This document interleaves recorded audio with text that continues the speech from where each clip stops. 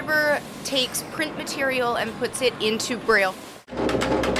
I print the plates out. It's coordinated with the computer, so it does each page for me.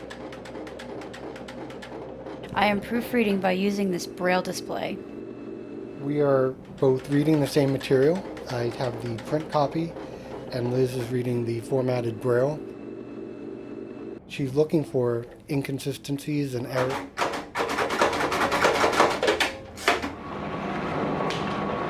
This is basically a hand press, and what it does is I page at a time, and it makes 4 sides of Braille.